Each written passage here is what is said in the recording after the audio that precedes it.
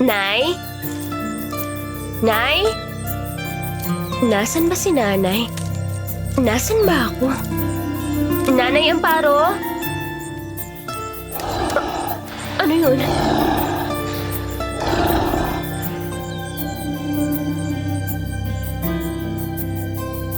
Bigla akong lumingon ng di kalayuan mula sa kinatatayuan ko ay may naaninag akong liwanag na papunta sa akin. Nanlaki ang mga mata ko nang makita ang isang bolang apoy na nakalutang sa hangin. Mabilis akong tumakbo nang lumipad ito papunta sa akin habang panay ang lingon ko. Takot na takot ako dahil parang ayaw kong lubayan ng bolang apoy.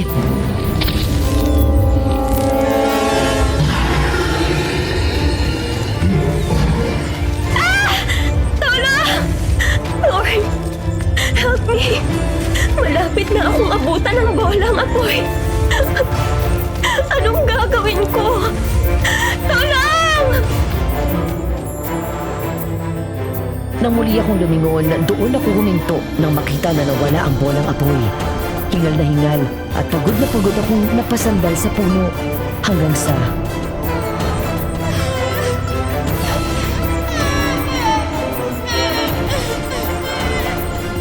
Sino yun?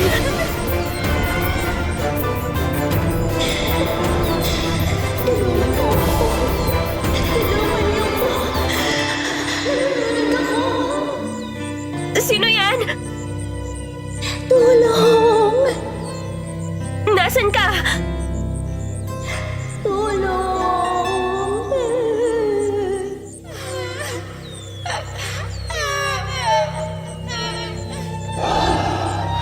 Oh my God! Nandito na naman siya!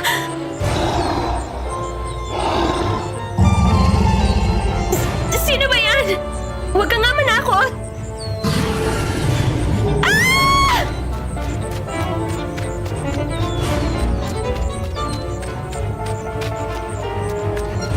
Tumakbo ako ng mabilis matapos marinig ang nakakatakot na angil na yun. Hanggang sa marinig ko na mabibigat na yabag na tila humahabol sa akin. Naiyak ako sa sobrang takot. Dahil sa madilim doon sa gubat, hindi ko napansin na may balon pala sa unahan ko. Bumangga ang binti ko doon at nawalan ako ng balanse. Akmang matutumba na ako nang makahawak ako sa gilid. Hanggang sa mula sa ilalim ng tubig ay biglang umahon ang nakakatakot na mukha ng isang babae at hinawakan ako sa ulo. Samahan mo ako dito!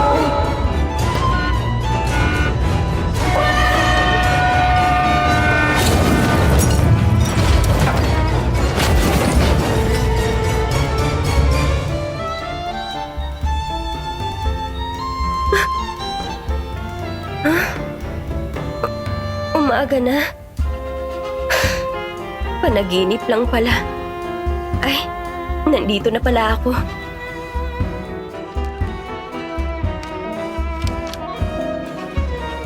Matapos ko mag-isip ng higit 10 beses kung itutuloy ko pa ang pagsusulat ng liham na ito, sa pamamagitan ng asawa ko, naengganyo ako na ituloy ang plano ko at isulat ang liham na naglalaman ng naranasan ko ng mga kababalaghan. It was 9:30 on Thursday evening nang simulan kong isulat ang liham na ito. Dear Aswang Diaries and Madam Venus, isang magandang umaga sa inyo. Tawagin na lang ako sa pangalang Loren. 15 years old ako nang mag-migrate ang buong pamilya namin sa New Zealand. Mula noon ay umuwi na lang ako sa Pilipinas para magbakasyon at dumalaw sa mga kaibigan at kamag-anak. 2019 pre-pandemic. 29 years old ako ng mga panahon na yun nang umuwi ulit ako sa Pilipinas. Ang intensyon ng pag-uwi ng mga panahon na yun ay dalawin si Nanay Amparo sa kanilang malayo at liblib na baryo sa probinsya ng Batangas. Ang dati kong yaya na nag-alaga at nagpalaki sa aming magkakapatid. Doon ay nakalala ko si Samuel, ang bata at kwapong albularyo na agad naakit sa akin matapos maamoy ang pabango ko. Ngunit hindi ko alam na ang bakasyon na yun ang maglalagay ng buhay ko sa bingit ng kamatayan sa kamay ng isang aswang.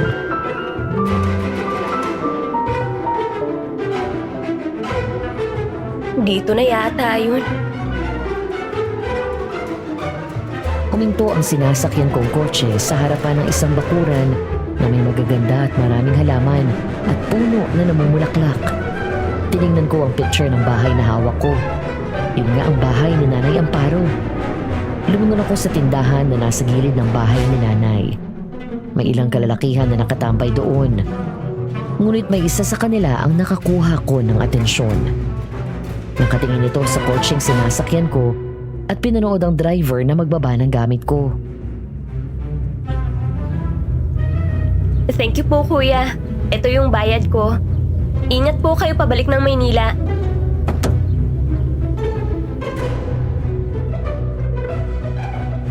Pagbaba ng sasakyan ay kinuha ko ang luggage ko at inayos iyon. Nang mahulog ang isang bag ko, ang lalaking nakatingin kanina sa kotse na sinakyan ko ay mabilis na lumapit sa akin at pinulot ang bag. Ay, thank you. Walang anuman. Mukhang bago ka dito sa lugar namin.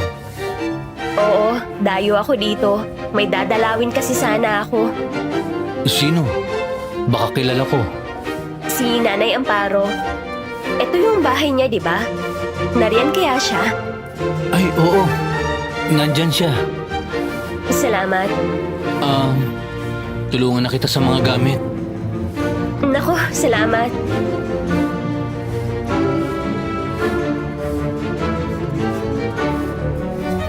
Hila ang mga gamit ko, sinamahan niya ako sa bahay ni Nanay Amparo. Nakaramdam ako ng bahagyang pagkailang dahil nang muli akong lumingon sa lalaking kasama ko, titig na titig siya sa akin.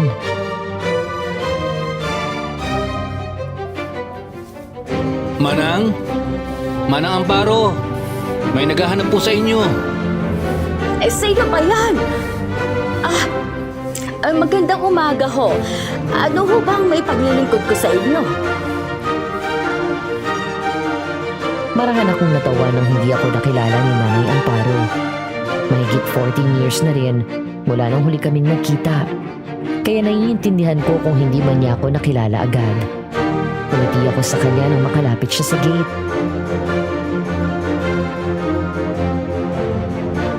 Nanay naman, nakalimutan niyo na ako agad. Sandali. Sino ho ba? Teka, pamilyar ka sa akin. Ay! Diyos ko! Loren! Loren, anak! Nanay!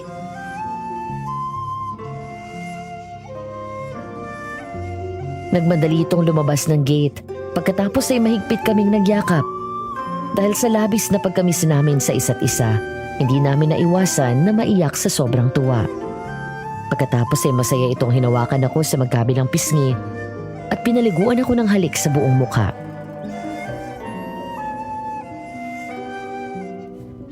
Anak! Ang ganda-ganda mo lalo! Abay, hindi kita nakilala ha! Ay, tingnan mo! Ay, dalagang-dalaga ka na! Salamat po, Nay. Teka, paano ba nalaman tong bahay ko? Dito sa picture na binigay niyo sa akin noon, di ba po sinulat niyo pa yung address niyo dito? Saka nakausap ko po si Bitoy, yung apo niyong binatilyo. Siya ang nag-confirm sa akin na ito pa rin ang address niyo. Ay nako, halina't pumasok ka na muna Ano ba, Samuel? May ubo ka ba? Abay, puro plema ang laman niya na. Manang naman, oh. Joke lang. Alam ko naman bakit hindi ka umaalis dyan. Loren, anak. Siya nga pala si Samuel. Diyan lang ang bahay nila sa malapit. Binata yan. 33 na pero wala pa rin asawa. Samuel, siya naman si Loren. Siya ang batang inalagaan ko noong namamasukan ako sa pamilya nila sa Maynila. Abay, 15 anyos lang siya noong huli ko itong makita. Nakita mo naman, napakaganda ano? Oo nga po eh. Nice to meet you, Loren. Nice to meet you too, Samuel. Jasmine, tama? Ha? Yung pabango mo. Naamoy ko. Jasmine yan, di ba? Wow, tama. Jasmine nga ang scent na to. Paano mo nalaman? Yan din kasi ang paboritong scent ng mami at kapatid ko dati. Espesyal kasi sa akin ang amoy na yan, kaya kilalang kilala ko. Ay, halika! Pumasok ka! Ay, Nay, yung mga gamit ko po. Ako nang magpapasok.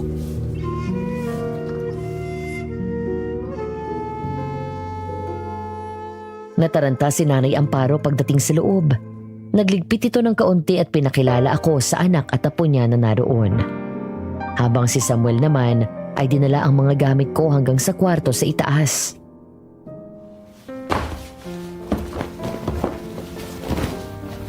Nay, relax lang ho kayo. Huwag kayong mataranta. Naku paano ba naman kasi hindi ka man lang nagpasabi? Mano man lang na nakapaglinis dito sa bahay kahit kaunti. Nay, ang linis-linis na nitong bahay nyo. Ano pa lilinisin nyo? Saka hindi naman ho ako iba. Ay, Rizel anak, linisan mo nga yung kwarto na bakante sa itaas. Yung sa Kuya Jay mo, tapos palitan mo ng kobre kama. Pati yung mga punda na unan at kumot, maalikabok na yon. Manang, iniwan ko na lang po sa labas ng kwarto yung gamit niya. Maraming salamat, Samuel. Salamat, iho. Wala pong anuman. Sige po, labas lang muna ako. Nagugutom ka na ba? Malapit na maluto yung ulam. Sakto at nagmemenudo ang anak ko. Hindi pa naman po ako gaano nagugutom. Kumusta na ho kayo? Tumaba kayo, Nay. Nahiyang ako sa buhay ko dito sa probinsya. Ikaw, kamusta ka na? Ang mga kapatid mo, ang mami at daddy mo. Okay naman po sila. Si Kuya Lance may asawa at mga anak na rin po. Sila Leah at Adam, ayun, may mga boyfriend at girlfriend na. Sila Mami, okay naman po sila. May business na po sila doon. Ay mabuti naman, mas maganda ang naging buhay niyo ron. Maganda pa ang paligid niyo pati ang klima. Malayo sa polusyon sa Maynila. Oo nga po eh. Ay, Nay, may mga dala akong pasalubong. Pinabibigay nila Mami at syempre, galing sa akin. Maya-maya ay napalingon kami nang bumalik si Samuel. May dala itong basket na may laman na maraming patatas at kamote. May kilig akong naramdaman nang ngumiti siya sa akin. Gwapo si Samuel. Kayo manggi. Matipuno pero pumuputok ang muscles nito gaya ng mga lalaking alagang gym. Ang katawan nito ay halatang batak sa trabaho. Gwapo. Matangkad. Mukha itong mas bata sa edad na 33. Manang, pinabibigay po pala ni Lolo, kamote at patatas po. Ang dami po kasing naani ngayon. Sayang naman kung mabuburo sa bahay, mabubulok lang. Nako, salamat Sam. Pakisabi kay Kagorio, salamat. Teka Loren, ano nga palang trabaho mo doon? May negosyo na po ako doon, Nay. Gumagawa po ako ng pabango at may pwesto na ako sa isang mall doon. Ito po na pabango na naamoy ni Samuel kanina. Ako po ang gumawa. Abay, paamoy nga. Ay, naku, ang bango! Hindi masakit sa ilong. Thank you, Nay. Opo. Naku anak, ang layo na talaga ng narating mo. Manang-mana ka sa mga magulang mo pagdating sa negosyo. Bukod sa mabango ang jasmine scent, ano pa ang alam mo tungkol sa kanya? All I know is jasmine scents give protection. Bukod doon, nagbibigay din siya ng good luck, happiness, and positive energy. May calming and soothing effects din siya. Nakaka-relax din, nakaka-reduce ng stress at pwedeng mag-improve ang bad sleeping habits mo. Tama. Pero bukod doon, Meron pa ba? ang amoy ng jasmine ay pinaniniwalaan na nagpapahiwatig ng pagkakaroon ng banal na enerhiya para magkaroon ng mas malalim na koneksyon sa espiritual na kaharian. Nakakapagtaboy din ito ng masamang espiritu. Nilalagay din ito sa insenso. Ginagamit sa ritual. Nililinis at inaalis nito ang mga negative energy sa paligid na dala. Hindi lang sa masamang espiritu, maging sa mga aswang. Wow. Hindi ko alam na may malalim pa palang meaning ang jasmine. Hindi lang yun. Ang sabi ng lolo ko, ang biglaang halimuyak ng jasmine sa gabi ay nag-uugnay sa pagkakaroon ng ilang mga espiritu. Habang ang iba, ito ay sumasagisag sa banal na pag-ibig at paraiso. Nay, mukhang magkakasundo kami nitong si Samuel. Ang dami mong alam. Mukhang marami ako matututunan sa'yo. Isang albularyo si Samuel, kaya marami siyang alam. Ah, albularyo. Ngayon ko lang ulit narinig ang salitang albularyo. Interesting. Kung gusto mo, sumama ka sa akin bukas. Ipapakita ko sa iyo yung kubo namin kung saan kami nanggagamot. Sure, gusto ko yan.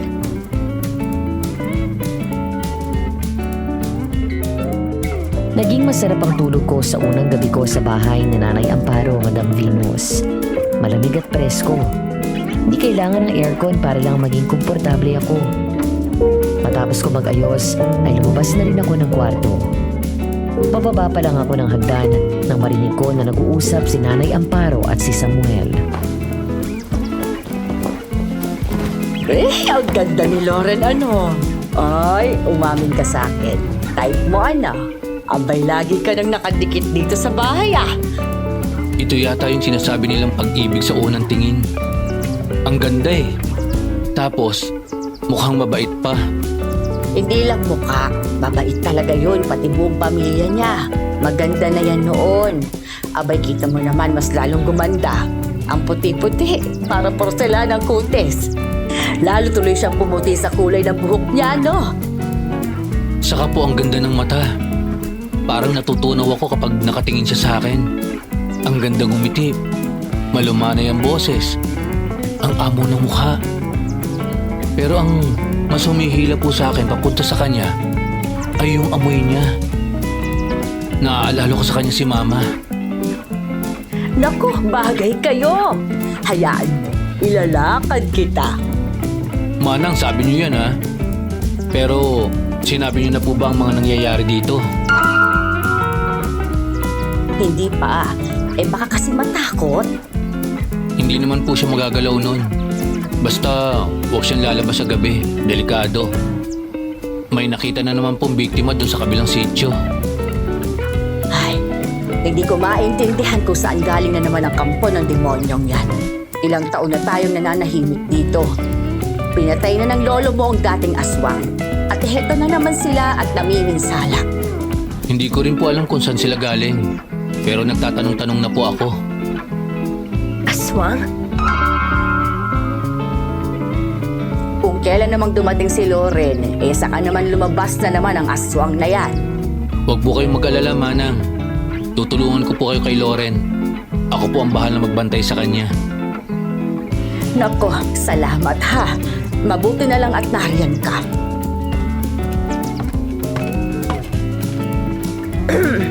Nay?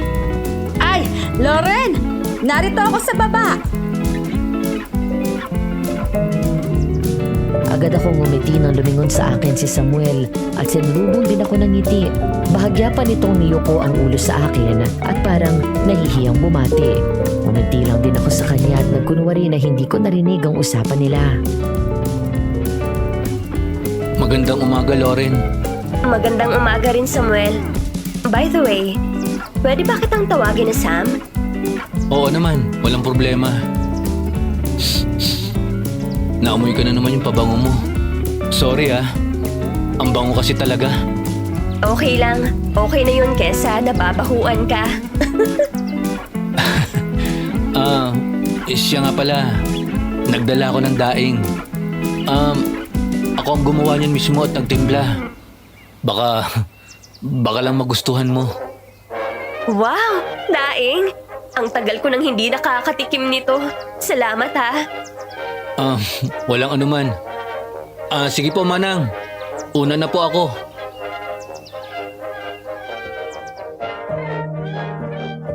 Nang makaalis si Samuel, ay sabay na kaming kumain ng breakfast ni Nanay Amparo kasama ng anak at apo niya. Tumulong pa ako sa gawaing bahay at pagkatapos ay naglakad-lakad ako sa likod kung saan matatagpuan ang maraming nakatanim na puno. Yun daw ang bungad papasok ng isang gubat. Niyaya ko si Nanay na pumunta sa bayan dahil gusto ko siyang ipamili ng grocery. Kaya habang naghihintay na matapos ang kanyang gawain, ay nahiga muna ako sa duyan na naroon lang sa bakuran.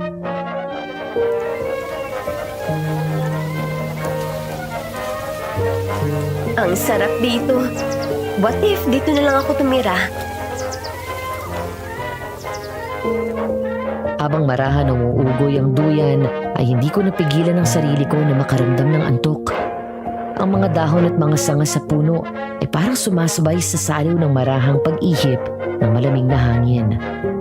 Kasabay nito ay ang mga huni ng ibon na parang musika sa pandinig ko.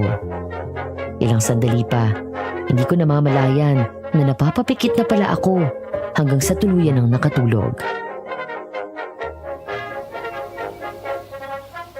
Loren? Loren?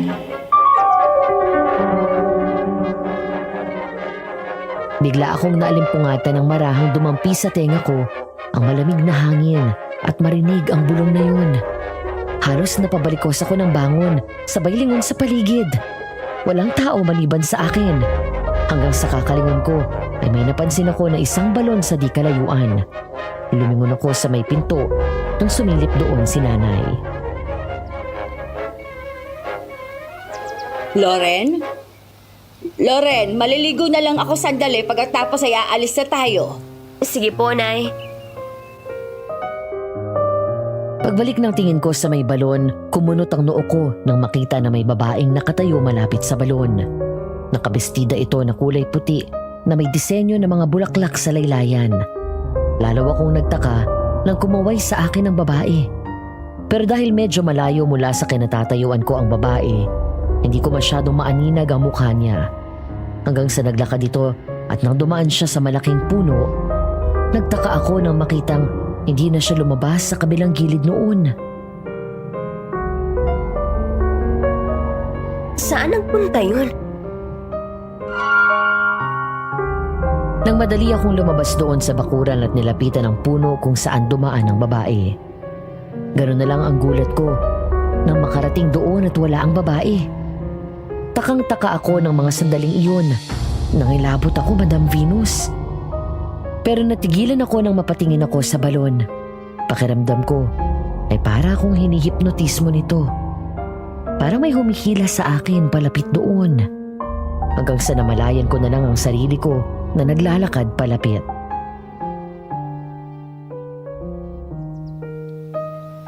Loren, Sam!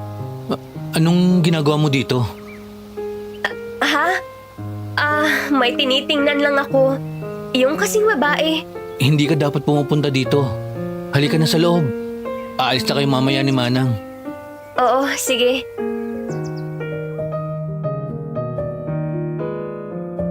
Hindi maalis ang ngiti ko nang makita ko na masaya si Nanay Amparo habang nag-grocery kami. Nahihiya pa nga siya noong una at konti lang kong kumuha doon sa supermarket. Bukod ay pinamili ko rin ng mga damit at laruan ang mga apo at ang mga anak niya. Pigil ng pigil sa akin si Nanay pero hindi ako nakinig. Pangalawang magulang na ang tingin ko sa kanya at sa tagal naming hindi nagkita, gusto ko nang bumawi sa mga taon na nagkalayo kami. Loren, matulog ka na anak. Hindi pa ho ako inaantok eh. Kung ganun doon ka na sa kwarto mo. Magsarado ka ng mga bintana, ha? Opo.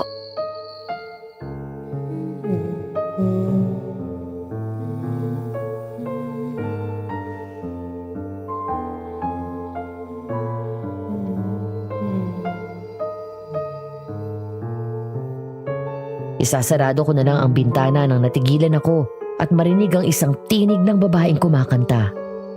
Kunot ang noo at sinubukan ko na tumingin sa kakahuyan. Pero sadyang madilim doon at wala akong maaninag kahit na kaunti.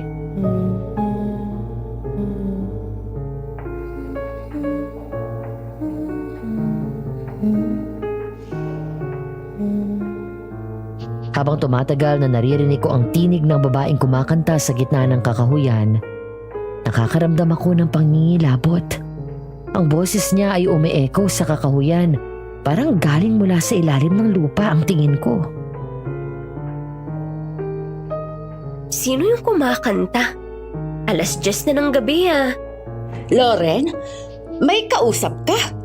Ay, sarili ko lang po. May naririnig kasi akong kumakanta dun sa gubat.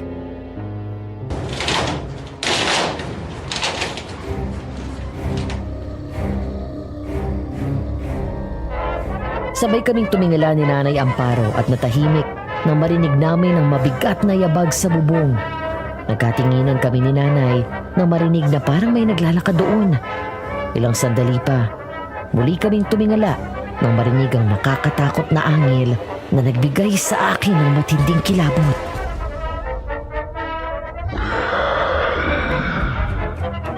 Ano po yun, Nay? May hayo po yatang nakaakyat sa bubong. Madali ka! Isabit natin itong bawang dyan sa bintana mo at ilagay ang asin. Pinanood ko siya nang hinampas-hampas nito ang bintana ng palaspas at walis tingting. Pagkatapos, nagtataka man, ay tinulungan ko si Nanay Amparo sa ginagawa niya. Maya-maya ay nagmamadali na sinarado ang bintana.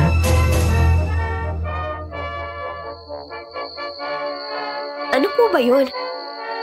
Huwag mo nang isipin yon. Tingnan mo tumahimik na. Oo nga, no?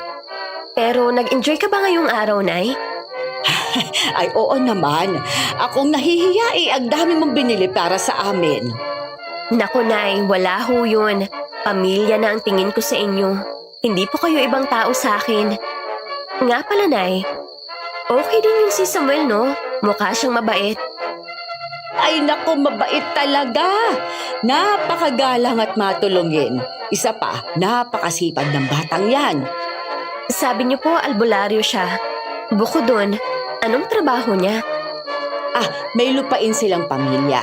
5 hektarya ang lupa nila dito na puno ng pananim ng mga gulay.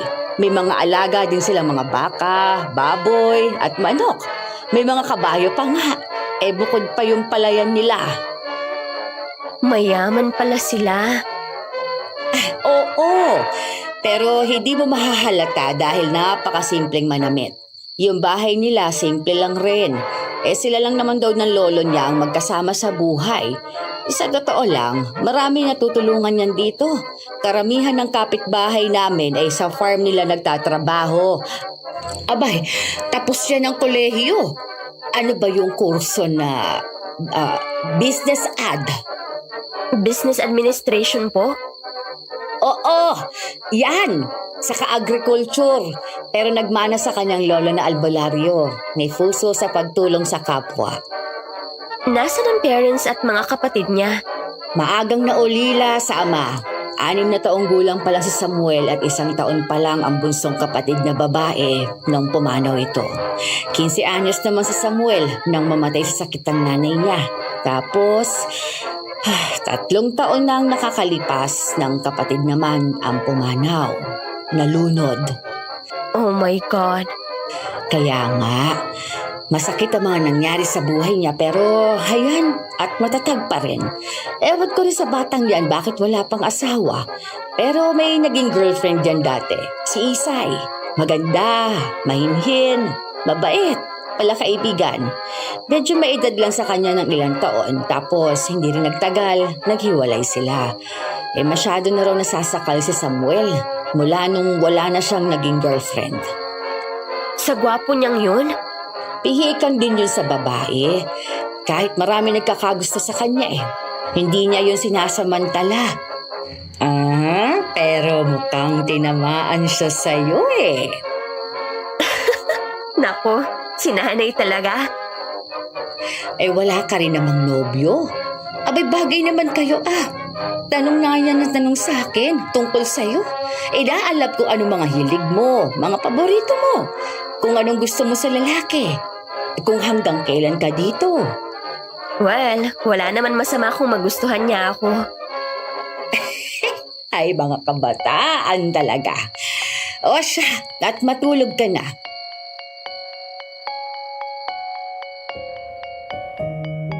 Kinaumagahan sa bayan dahil abala si Nanay Amparo sa pag-volunteer sa barangay, nang naisipan kong pumunta sa bayan. Si Samuel ang nagpresentang sumama sa akin. Dinala niya ako sa malapit na mga park at iba pang pasyalan.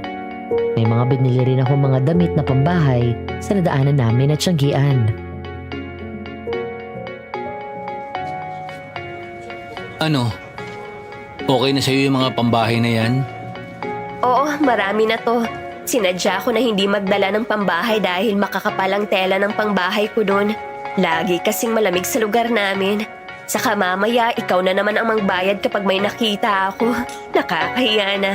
Ikaw na nga nagbayad nitong mga pinamili ko eh. Wala yun. Bisita ka rito sa bayan namin. Gaano katagal ka pala magbabakasyon dito? 1 month. Dito kay Nanay Amparo, 3 weeks. Tapos babalik ako sa Manila. 1 week ako doon. Then babalik ako ng New Zealand. Matagal-tagal din pala. Buti naman. At least matagal din kita makakasama. Balita ko kay Nanay Amparo, malaki daw taniman nyo dito.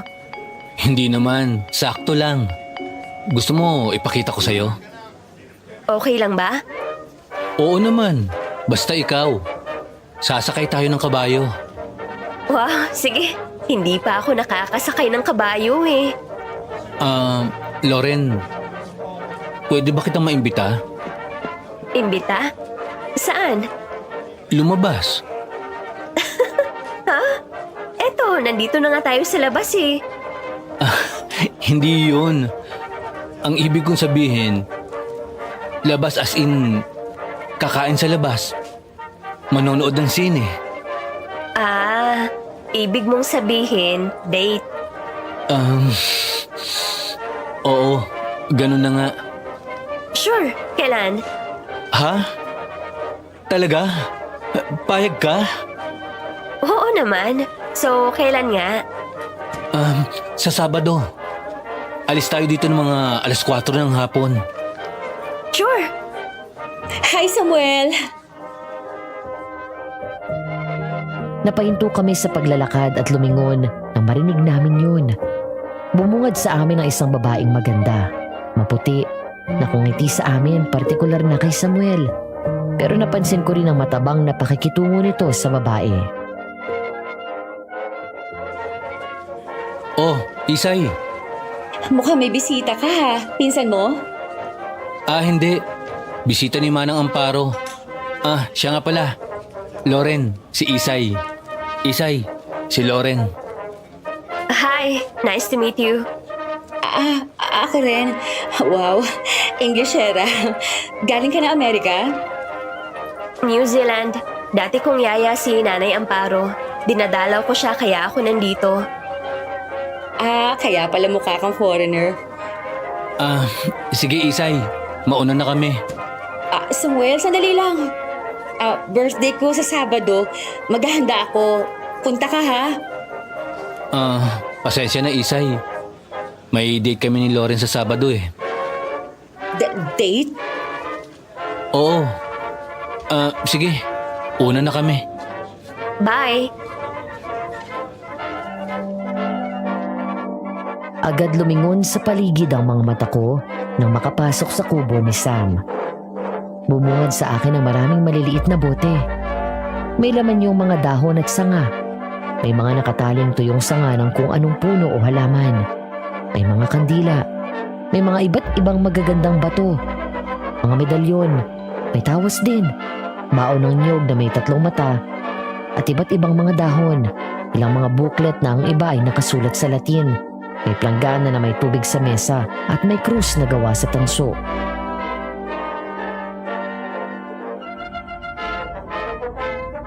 Ano tong mga to? Nasabi naman ni Manang sa'yo na isa akong albularyo, di ba? Ito ang mga gamit ko sa panggagamot. Gumagamot ka ba ng may sakit? Ako hindi. Si Lolo ang magaling sa ganyan. Ako ang madalas kong ginagawa, gumagamot ng may nakukulam o nababarang. Para saan tong asin? Saka bakit may mga bawang, sibuyas, luya at kalamansi dito? Nagluluto ba kayo dito? Hindi. Gamit namin yan kapag may aswang. Mabisang pangontra yan sa kanila. Lalo na itong mukhang latigo. Buntot pagi ang tawag dito. Ito yung buntot ng isda na kung tawagin ay stingray. Yeah, stingray. Alam ko yun. Di ba poisonous yun? Oo. Kaya mabilis ang panlaban nito sa aswang. Pero nakakapatay sa kanila itong itak, saka itong baril na ito. Dahil gawa ang bala sa tansong metal. Kayang pagalingin ng aswang ang sarili nila sa pamamagitan ng sarili nilang laway. Pero kapag itong tumama sa kanila, hindi sila basta gagaling. Ibig mong sabihin may aswang dito? Oo. Ang totoo, matagal nang walang aswang dito sa lugar namin. Pero nitong mga nakalipas na linggo, sunod-sunod na naman ang napapabalitang patay na lahat wakwak ang tiyan at walang lamang loob.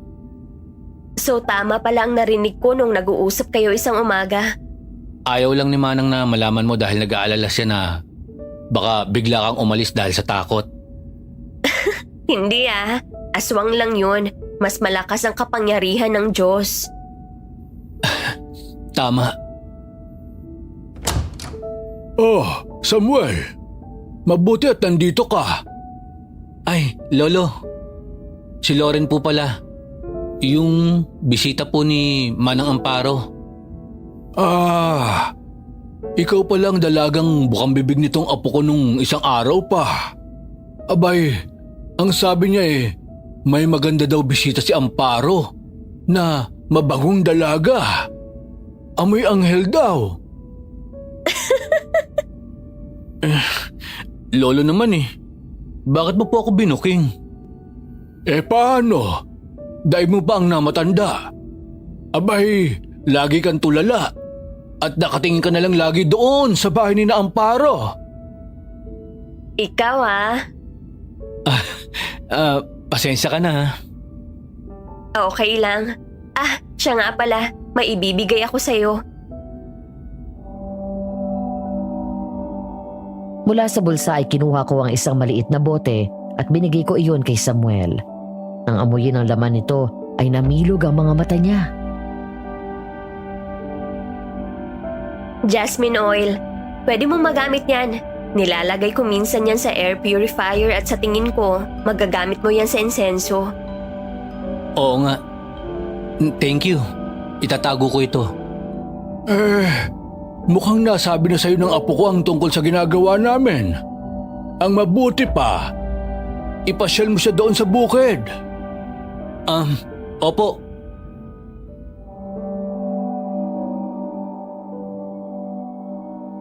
Mula doon sa kubo ay dinala ako ni Samuel sa kwadra at sumakay kami sa isa sa kanyang mga kabayo.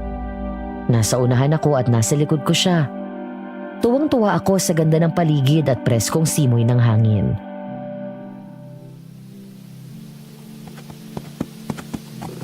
Ang ganda dito sa farm niyo. Yung mga tanim niyo na gulay ang lulusog. Ang ganda ng mga bunga. Naghintay ako sa pagsagot niya pero nanatili lang itong tahimik. Hanggang sa ayusin nito ang pagkakahawak sa tali kaya halos nakayakap na siya sa akin. Pagkatapos ay naramdaman ko na dinikit niya ang mukha niya sa buhok ko.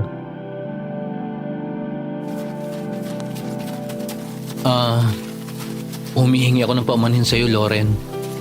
Huwag mo sanang isipin na binabastos kita. Hindi ko lang talaga mapigilan na amuyin ka. Inaakit ako ng amoy ng pabango mo. Ayos lang. Dahil ba sa mama mo? Oo, dahil sa kanya at sa kapatid ko. Simula nang dumating ka at naaamoy ko ang pabango mo, pinapaalala mo ang masasayang araw namin nung buhay pa sila. Hindi ko alam, Loren, pero parang hinihila mo ako lagi palapit sa'yo. Patawarin mo ako. Ayokong isipin mo na sinasamantala kita. Huwag kang mag-alala. Okay lang. Masaya ako na napapasaya din kita sa maliit na paraan. Ha? Anong ginagawa niya dito? Natigilan ako nang papaliko na kami papunta sa taniman ng mga mangga at nakita ko na nakatago sa isang puno si Isay. Galit at masama ang tingin sa amin. Sam, si Isa yun, di ba? Ha? Saan? Ayun, nalagpasan na natin. Sa likod ng puno. Ho! Ho! Huminto kami at bumalik sa tinuro ko.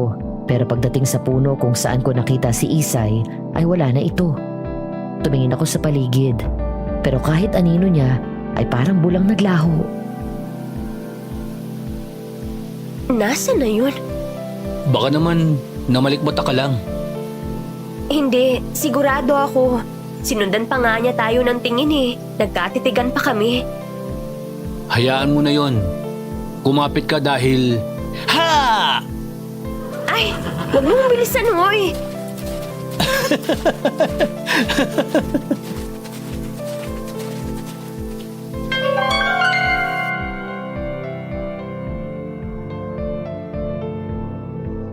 Pasado 12:00 ng hating gabi.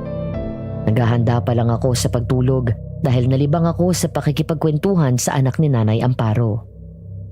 Matapos kong isarado ang bintana, nagdasal muna ako bago nagpatay ng ilaw at humiga. Dahil inaantok na rin ako, kaya nakatulog na rin ako agad. Ilang sandali pa lang ang lumilipas nang maalimpungatan ako matapos may marinig na nagmumula sa bintana. Ano ba yun? Hindi ko na ituloy ang sasabihin ko nang unti-unting nanlaki ang mga mata ko nang makita ko na dahan-dahang bumukas ang bintana. Bigla akong bumalikos ng bangon at sumiksik sa ulunan nang makita ang kamay na nakakatakot ang itsura at may mahaba at matulis na kuko. Oh my God! Dahan-dahang tinulak nito pabukas ang bintana at sumilip doon. Ganun na lang ang takot nang makita ko ang kakilakilabot na mukha ng kung anong nilalang. Nanlilisik ang mga mata nito. Ang mga kilay nito ay pataas. Ang mga pangil nito ay mahaba din at matulis. At ang balat nito ay parang may mga hiwa mula sa ilalim ng mata. Pababa sa pisngi nito hanggang sa leeg. Kulubot na may kaparehong hiwa din ito sa ilong pataas hanggang noo. Loren? Pagkatapos ay mahaba ang buhok nito at ang katawan ay kulubot din na maitim. Sa sobrang shock ay hindi ko magawang igalaw ang katawan ko. Nakatulala lang ako doon, nanginginig sa takot habang umaagos ang luha. Bumuka ang bibig ko para tawagin si Nanay Amparo pero walang boses ang lumabas mula sa akin.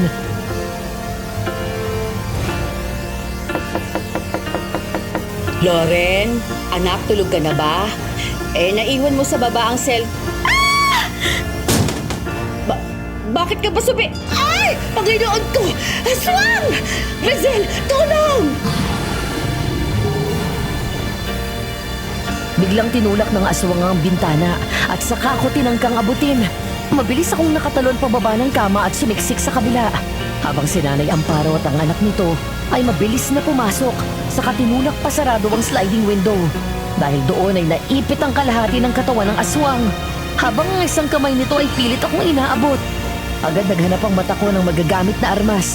Hanggang sa mapatingin ako sa pabango ko. Mabilis ko yung kinuha pati ang walis tambo. Pagkatapos ay inisprayan ko sa mukha ang aswang. Lumayas ka dito! Layas! Matapos kong isprayan siya ng pabango at sumigaw ito ng malakas na parabang napaso at humawak sa mukha. Sinamantala ko yun at hinataw ng hawakan ng walis tambo ang aswang. Hanggang sa hindi ko inaasahan na mahawakan nito ang walis sabay hila. Loren! Anak! Sinunggaban ako nito at nahawakan sa leeg. Mahigpit niya akong sinakal na halos umangat ang paa ko mula sa kama. Madam Venus, I'm the type who doesn't just accept defeat. Lalaban ako hanggang sa dulo. Nakipagtitigan ako sa aswang at nakita ko ang matinding galit sa mga mata nito. Pagkatapos ay bigla ko siyang inisprayan ulit ng pabango. Ngunit ngayon, direkta na sa mata ko siya pinatamaan. Bitiwan mo si Loren! Demonyo ka! Nagpumiglas ako ng husto hanggang sa wakas ay mabitawan niya ako. Ngunit sa pagpiglas ko, hindi lang niya ako nakalmot sa leeg, kung hindi sa may balikat.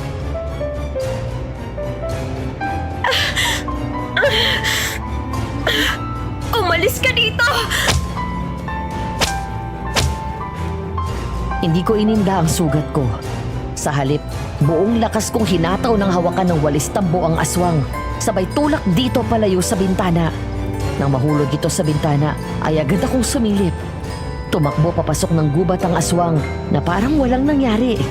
Doon pa lang ako nakaramdam ng pagod at panghihina at napahiga. Ay, Lauren! May mga sugat ka! Rizel, tawagan mo si Samuel, bilis! Loren,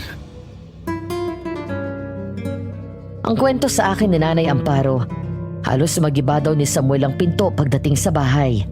Ng mga panahon na yon ay wala na akong malay, habang ang mga sugat ko ay dumudugo. Nang mahiga ako sa kama, hindi ko namalaya na pumikit ako at hindi na ako nagkamalay pa. Malalim ang sugat niya. Ate Rizel, kailangan ko ng isang palangganan ng tubig, tapos bimpo. Tumataas ang temperatura niya.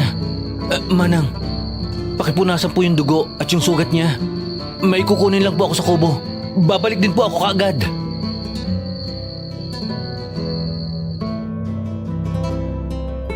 Nang makaalis si Samuel ay sinunod ni Nanay ang bili nito. Habang pinupunasan daw ako ni Nanay, ay lalong tumaas ang temperatura ko at doon biglang nanginig ang buong katawan ko. Lalo daw silang nataranta at agad pinainom ng gamot sa lagnat. Maya-maya ay dumating daw si Samuel na may dalang gamit. Hingal na hingal at pawis na pawis.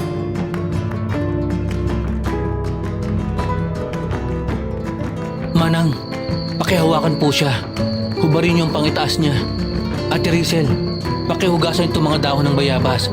Itong ganito kadami, ibalik mo dito. At kailangan ko ng pandikdik. Tapos, itong ibang dahon kasama ang bulaklak ng gumamela, ilaga mo sa 2 baso ng tubig ng 15 minuto. Makalipas ang 15 minuto, ay dumating na nga ang pinaglagaan ng dahon ng bayabas at gumamela. Ang tubig na pinakuluan ng mga dahon ang pinanlinis ni Samuel sa sugat. Pagkatapos ay nagdikdik siya ng dahon ng bayabas at malunggay at iyon ang itinapal niya. Habang ginagawa iyon ni Samuel, sabi ni Manang na dinarasalan daw ako nito. Matapos ang lahat ng iyon ay saka tinakpan ang sugat ko ng gasa.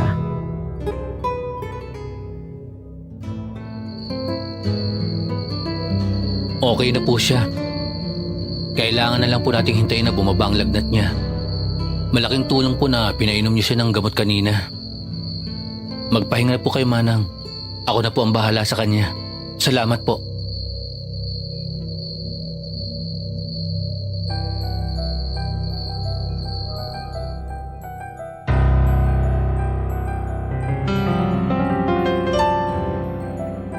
Natagpuan ko ulit ang sarili ko na naglalakad sa gubat ng gabing iyon.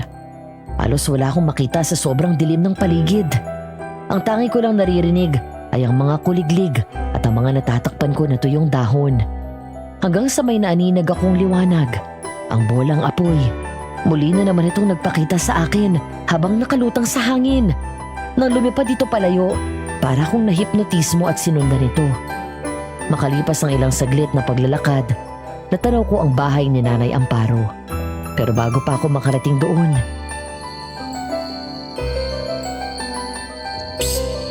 Sino yan? Sino sabi yan eh? Lauren, ako to, si Zelda. tumingin ako sa paligid at nakita ko ang isang babaeng nakangiti. Kumuway siya sa akin pagkatapos ay sumenyas na lumapit ako. Halika, dito tayo. Sino ka ba? Si Zelda nga, kaibigan mo. Matagal na kitang hinihintay eh. Ako? Hindi kita kilala. Ako, kilala kita. Pinakilala ka sa akin ni Manang. Ang ganda mo pala lalo sa personal. Ano bang pangalan mo? Biglang nanlaki ang mga mata ko Nang mula sa likod ay dumating ang aswang at tinulak ang babae sa balon. Wag! Tulong! Ate! Tulungan mo ako! Ate!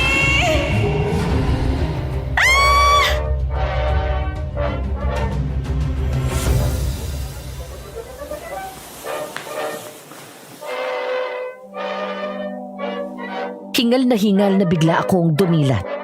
Pagkatapos ay agad akong bumangon at lumingon sa paligid. Naroon na ako sa loob ng kwarto at umaga na. Bigla akong nakaramdam ng hilo at akmang babagsak ako sa kama nang dumating si Samuel at nasa luwa ko. Loren? Loren, ayos ka lang ba? Nahihilo ako. Hindi ka pa dapat bumangon. Yung aswang, Sam. May aswang. Wala na ang aswang. Napaalis mo siya.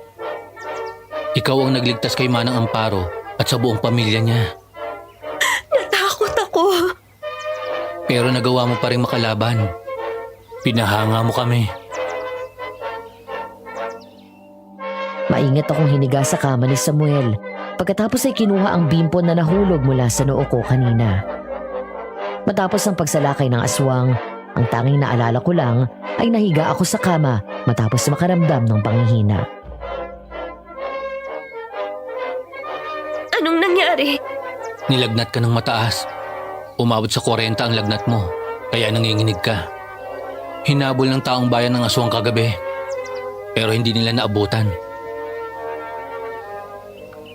Kinapa ko ang leeg at kaliwang balikat ko nang maalala na nasugatan ako ng aswang. May gasa na nakatapal doon.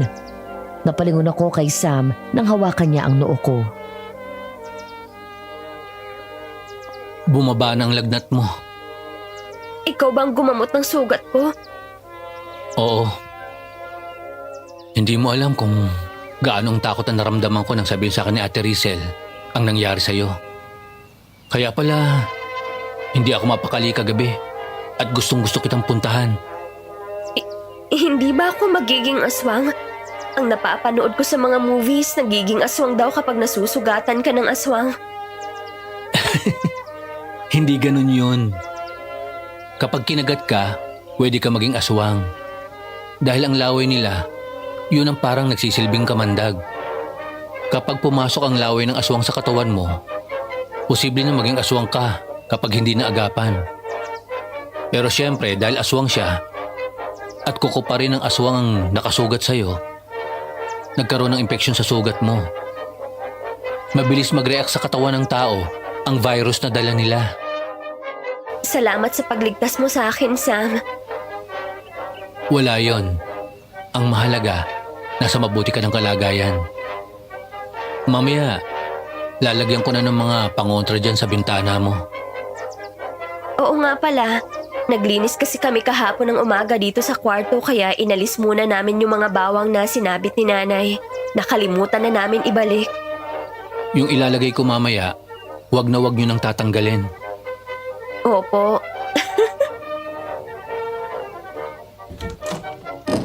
Oh, gising ka na pala. Kumusta ng pakiramdam mo, anak? Okay na po, Nay. Ikaw, kumusta? Si Rizel at yung mga bata, nasaktan ba kayo ng aswang? Ay, wag mo kaming alalahanin. Okay lang kami. Salamat sa'yo. Eh kung hindi ka matapang naman laban, baka napasok na tayo dito at napatay na niya tayong lahat. Loren, sandali lang ha. May kukunin lang ako sa kubo. Naku anak, alam mo ba yang si Samuel? Alalang alala sa'yo. Simula pa nung dumating siya, hindi na umalis sa tabi mo yan. Binantayan ka. Siya mismo ang gumamot dyan sa mga sugat mo. Mukhang tinamaan talaga mailap na puso ng aming makisig na albularyo. Mukha naman mabait si Samuel. Isa pa, magkasundo kami.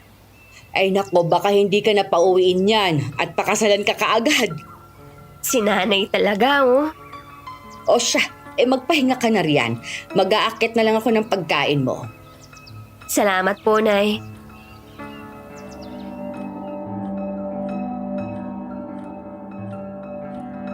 Lumipas pa ang mga araw nang mangyari ang pagsalakay ng aswang. Hindi na ulit bumalik ito kahit ang magparamdam. Habang ako naman ay nagtuloy-tuloy ang pagaling.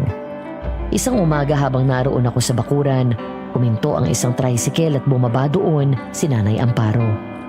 Nagmadali akong lumabas at tinulungan itong magbaba ng mga pinamili.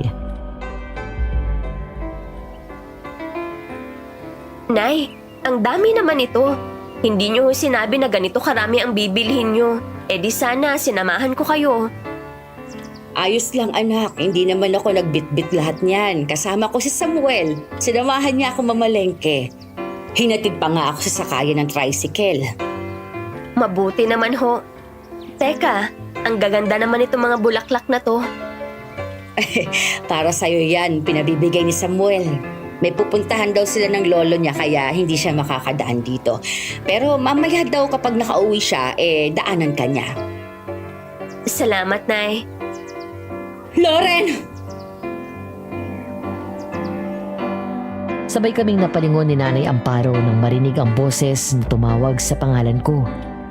Sabay din kaming tumingin sa isa't isa at nagtaka nang makita si Isay. Nakatayo ito sa di kalayuan sa amin at nakangiti.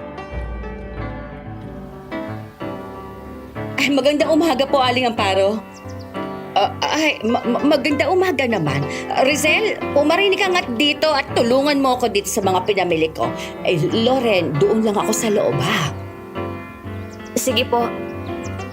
Huwag ka masyado magtiwala dyan. Lukaret yan. Opo. Lumapit si Isay sa akin nang ngiting-ngiti na para bang close kami at matagal nang magkakilala. Pagkatapos ay inabot ang dala nitong isang paper bag.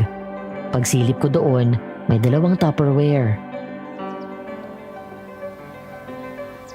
Hi, Isay, right? Oo, para nga pala sa'yo. Sa akin?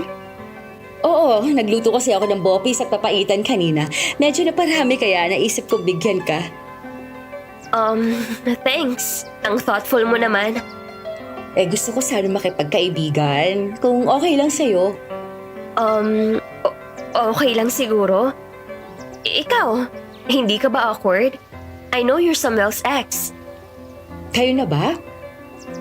Hindi pa naman pero gusto ko siya. So, plano mo siyang sagutin? Oo. Okay. Pero sana this time, magbago na siya, no? Magbago? Anong ibig mong sabihin? Huwag mo na lang sabihin sinabi ko sa'yo, ha? Nung kami kasi, palagi siyang maraming babae. Taga iba't ibang bayan pero sa huli, sa akin din naman siya bumabalik. Ganun ba? Okay, tatandaan ko yan. Isang beses, labas naman tayo. Ipapasyal kita sa mga lugar na hindi mo pa napupuntahan tapos sama ka sa akin sa bahay. Oo nga pala, kumusta na? Balita ko nakagat ka raw ng aswang? Nakalmot lang. Loren anak, hindi ka patapos dyan. Pumasok ka na dito. Sige, tawag na ako sa loob. Salamat ulit dito. Sige, bye.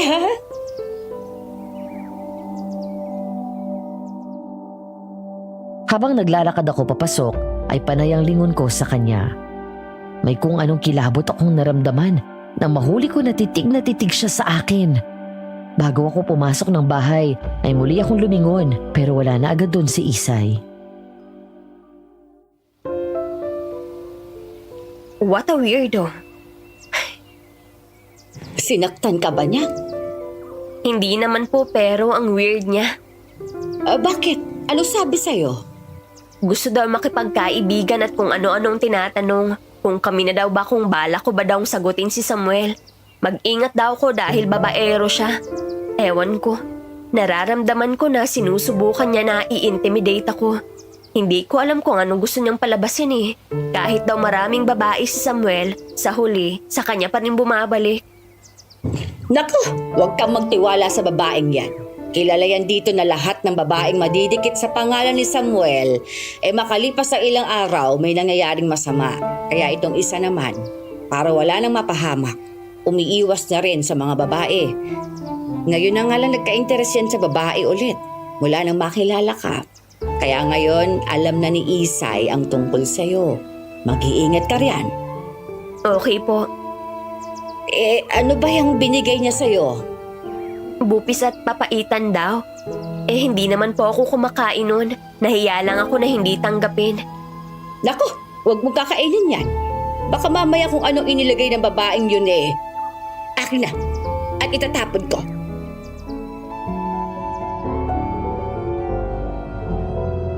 Sa wakas, natuloy na rin ang date namin na napospone dahil sa nangyari sa akin. Dahil busog pa kami pagdating ng mall, nanood muna kami ng sine ni Samuel. Kung saan pinaramdam at pinakita niya sa akin kung gaano siya kaalaga at ka-gentleman. Habang magkasama kami, doon ko lang na-realize na ngayon lang ako naging ganito kakomportable na kasama ang isang lalaki.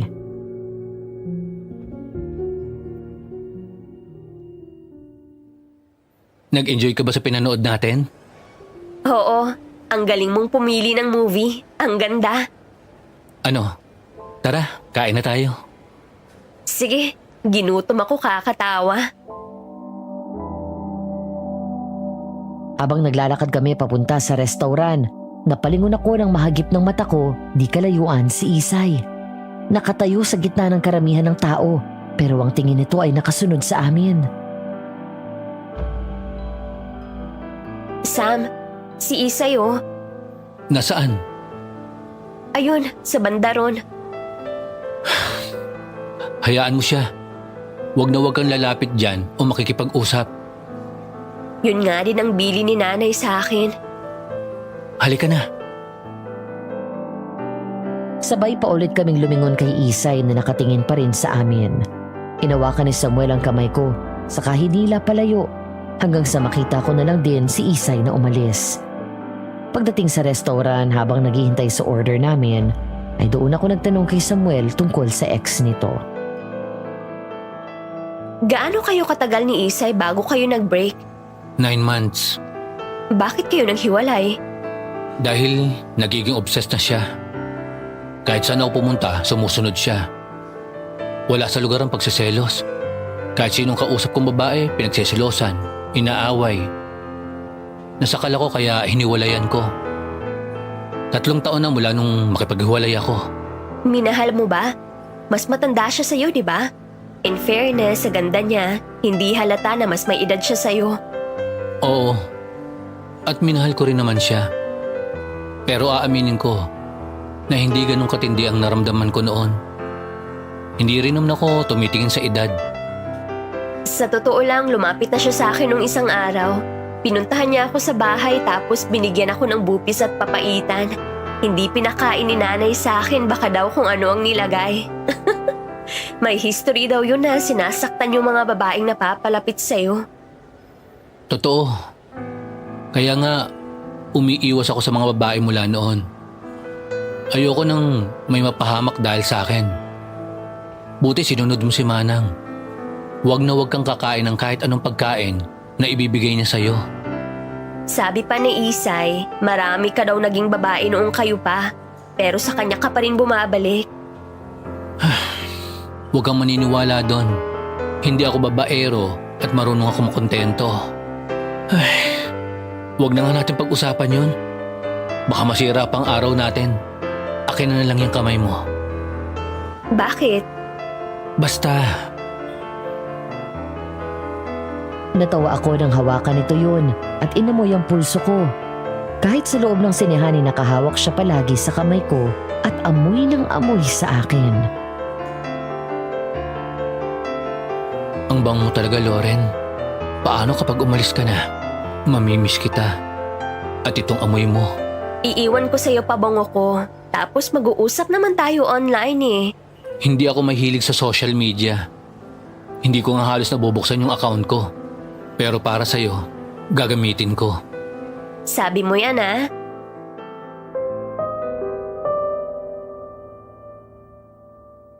Naging masaya ang kauna-unahang date namin ni Samuel.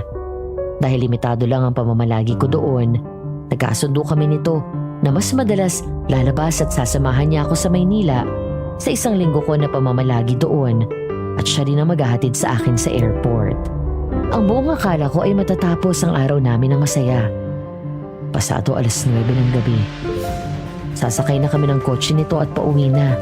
Nang biglaan niyang tapakan ng preno matapos may humarang sa amin. Ang nilalang na kahit kailan ay hindi ko makakalimutan.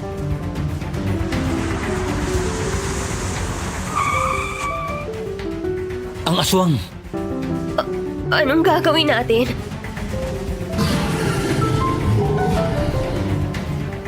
Ginalaw-galaw ng aswang ang mga kamay nitong may matatalim na kuko at tumaangil habang masama ang tingin sa amin. Nakaramdam ako ng pamilyar na kilabot nang una kong naramdaman nung una kong makaharap ito. Mas lalo kong kinalabutan sa takot ngayong nakita ko na ang buong mukha niya at katawan. Hindi tao ang nasa harap namin, kung hindi demonyo!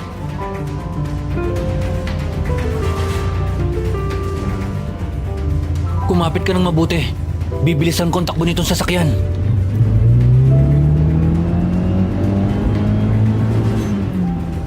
May kinuha ito mula sa compartment. Isang 45 kalibre na baril. Humawak siya sa manibela ng mahigpit. Pagkatapos ay mariing tinapaka ng accelerator at pinaandar yun ng mabilis.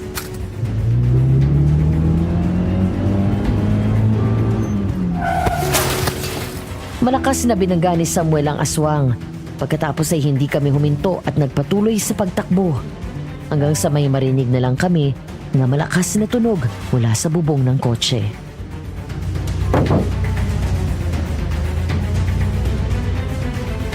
Nasa taas siya. Anong gagawin natin? Huwag kang mag-alala. Ako ang bahala.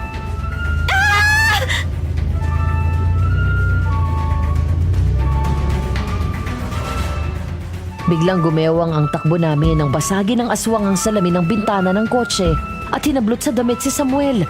Agad ko yung hinawakan ng kamay ng aswang at pilit na inaalis yun.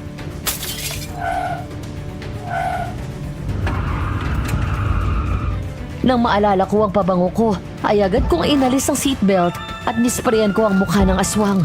Dahil doon ay nakabitaw ang aswang, kaya kinabig ni Samuel ang kotse. Sinadyang pinaekis-ekis ang takbo para mahulog ang aswang.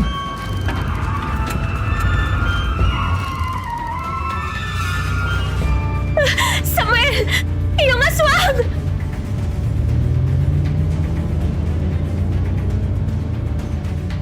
Nang lumingon ako sa bintana sa gilid ko, napasigaw ako sa labis na takot. Nang makita ng malapitan ang nakakakilabot na mukha nito, binasag din ito ang salamin sabay sunggab sa braso ko at sinubukan akong hilahin palabas.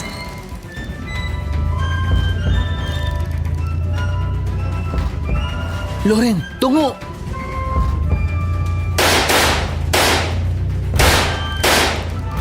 Sinunod ko ang sinabi ni Samuel. Pagkatapos ay bigla nitong hininto ang sasakyan, sabay pinaputokan ng aswang ng sunod-sunod. Tinamaan ito ng 2 beses. Dahil doon ay biglang tumalon pababa ang aswang. Mabilis na bumaba si Samuel at hinabol ito. Kasunod ng muling pagpapaputok nito ng baril.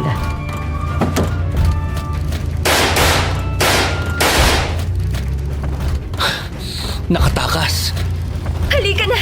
Baka bumalik pa yun!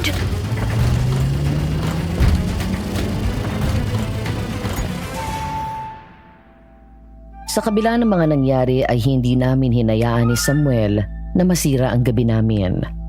Sa paglipas pa ng ilang araw ay mas naging malapit kami sa isa't isa. Aaminin ko, Madam Venus, ng mga panahon na yon, naging mahirap na para sa akin habang unti-unting nalalapit ang araw ng pag-alis ko.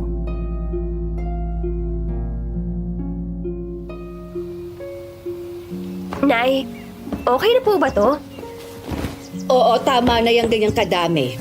Ang nga pala, kumusta ang mami at daddy mo? Narinig ko magkausap kayo kanina. Ayos naman sila. Kinakamusta nga kayo? Nababanggit mo na ba ang mga nangyayari dito? Nako, hindi po. Mag-aalala lang yun lalo na si Mommy. Yun nga ang inaalala ko nung una. Akala ko nga aalis ka na agad pagkatapos ng nangyari sa'yo. Nay, aalis ako sa araw at oras ng alis ko. Pero malay nyo baka mag-extend pa ako. Tsak na hindi na akong dahilan ng pagtatagal mo dito. Ewan ko po, Nay. Mahirap hindi magustuhan si Samuel. Napakapalad mo, anak. Mabuting tao yan. Oh, nasan nga pala siya ngayon? Nasa farm po busy. Mabuti pa. Dalhan mo siya nitong ulam mamaya dahil isa ito sa mga paborito niya. Bok choy. Sige po. Loren!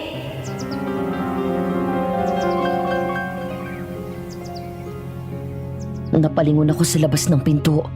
Doon sa likod ng bahay malapit sa balon. Nakita ko di kalayuan ang pamilyar na mukha ng isang babae. Ngumiti siya sa akin at kumuway. Pagkatapos ay sumenya sa akin na lumapit ako.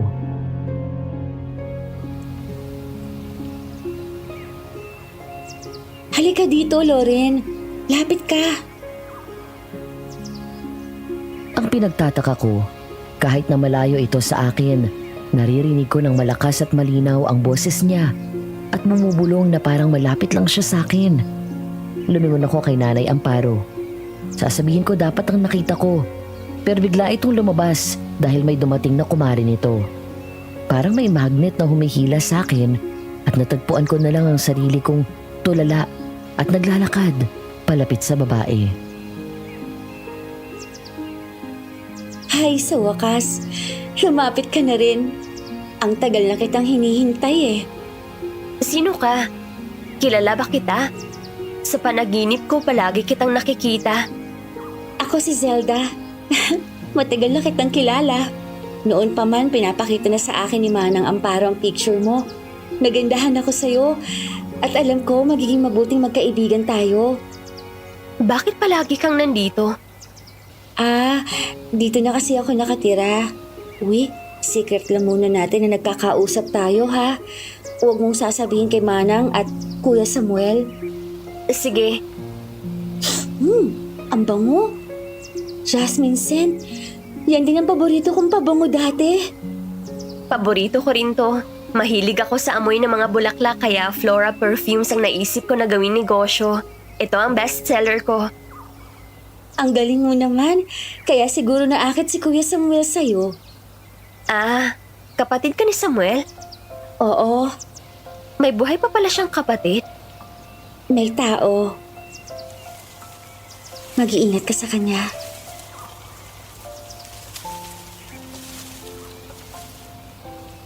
Lumingon ako sa gilid at nakita ko si Isay. Nakatayo sa gilid ng isang puno at nakatingin sa akin. At nakapaskil ng peking ngiti.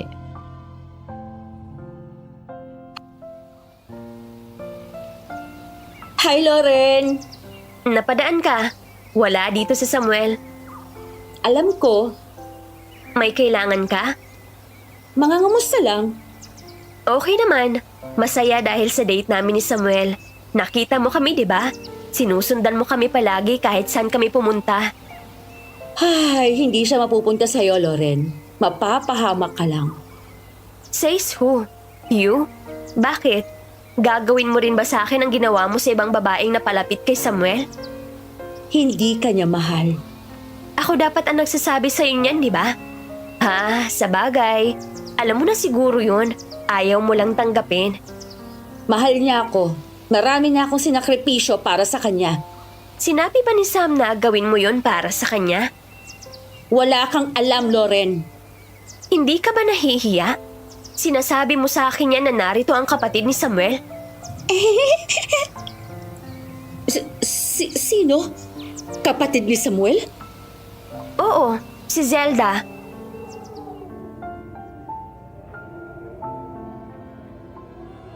Nang humangin ang malamig doon sa gubat, biglang kumalat sa paligid ang amoy ng jasmine scent perfume ko. Nagtaka ako nang maamoy yun ni Isay at bigla itong umatras. Bakas sa mukha ang takot. Panay ang lingon sa paligid hanggang sa itoob ng hangin ang takip na kahoy sa balon. Nagulat ako nang halos mapatalon si Isay sa gulat.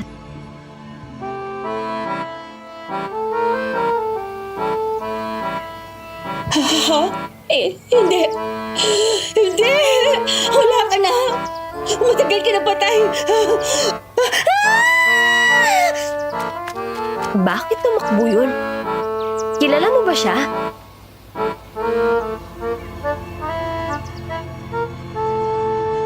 Nang muli akong lumingon ay wala na doon si Zelda. Tumingin ako sa paligid pero wala kahit ang anino nito. Maya-maya ay lumingon ako kay Nanay Amparo nang makitang lumabas ito at nataranta na sumenya sa akin.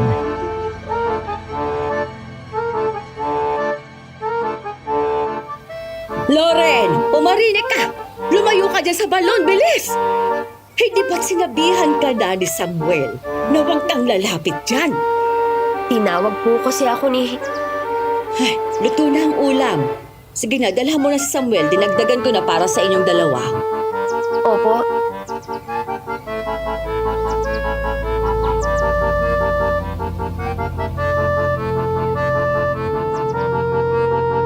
Matapos namin kumain kasabay ni Lolo Goryo, muli akong nilibot ni Samuel sa farm nila. Tumulong pa ako sa pag-harvest nila ng mga gulay. Hanggang sa hindi ko namalayan, napakagat na pala ang dilim. Pauwi na pala kami nang biglang bumuhos ang malakas na ulan, kaya tumakbo muna kami sa kubo.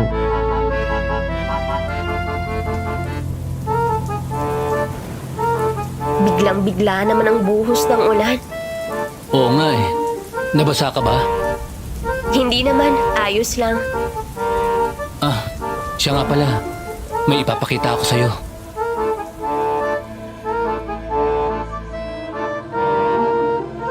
Nagmamadali itong lumapit sa mga maliliit na boteng nakapatong sa isang hanging cabinet. Pagkatapos ay kinuha ang nasa unahan. Nang buksan niyo ni Samuel ay naamoy ko ang pamilyar na amoy ng jasmine.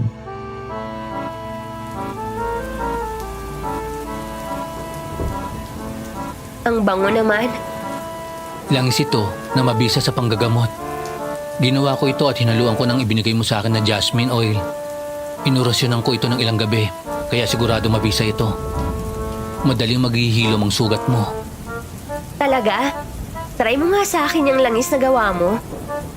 Sige, maupo ka dito. Nang pumwesto siya sa harap ko at bahagya akong tumingala, hindi ko maintindihan. Pero parang may kuryenteng hatid ang dampi ng kamay niya sa balat. Marahan pinahira ni Samuel ng langis ang sugat ko. Pagkatapos ay pareho kaming tumitig sa isa't isa.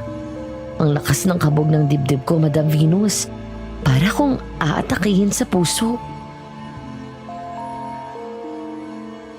Ah, talikod ka. Yung balikat mo naman.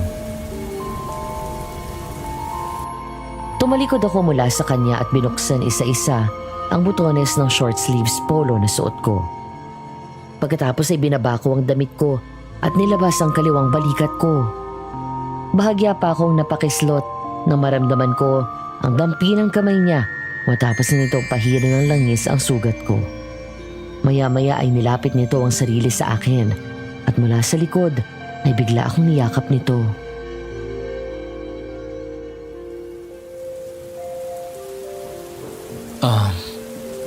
Loren, huwag ka na bumalik sa New Zealand. Dito ka na lang. Magpakasal tayo. Kaya naman kitang buhayin. Pwede naman pero magpapaalam pa ako sa parents ko. Kaya kailangan ko pa rin umuwi. Susundan kita doon. Haharap ako sa mga magulang mo. Hihingin ko ang kamay mo sa kanila. Paano mo nasasabi yan? Kailan lang tayo nagkakilala? Hindi ko alam. Basta unang kita ko pa lang sa'yo. Alam ko na ikaw na. Sa kasabi rin ng bantay ko, hindi na dapat kita pakawalan. Bantay? Kaming mga albularyo, may bantay kaming espiritu. Sila ang tumutulong sa amin para makapanggamot kami. Ah! Samuel!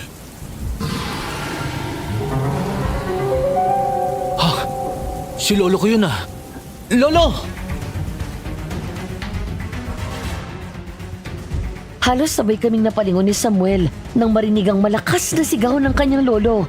Mabilis kaming tumayo at tumakbo siya palabas. Agad akong sumunod matapos ko makapagbihis. Sumugod kami sa ulan at napahinto sa tagpo naming naabutan. Nakita namin ang aswang na winawak-wak ang tiyan ng kanyang lolo Goryo at kinakain ang laman loob.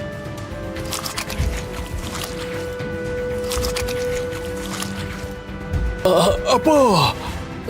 Lolo! Demonyo kang aswang ka! Papatayin kita!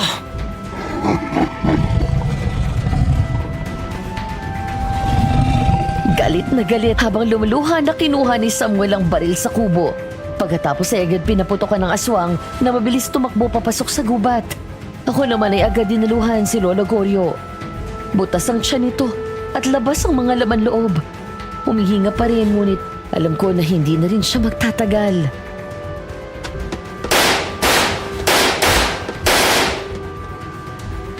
Bumalik ka dito! Demonyo ka!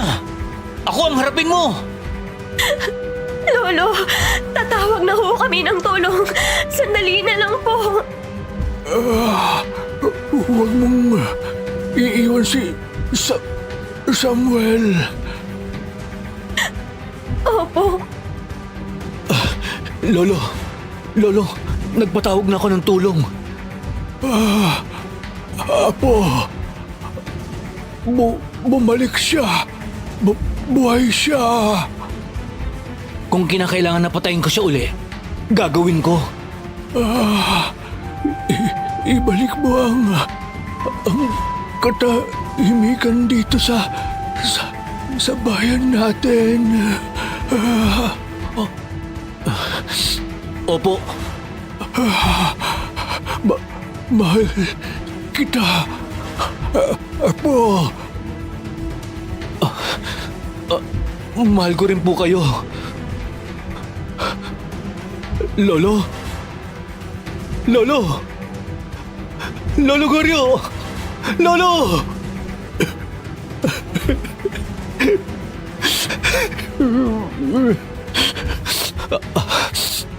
Ikaw na muna ang bahala sa kanya. Susundan ko yung aswang. Samuel, sandali! Sam! Sandali lang!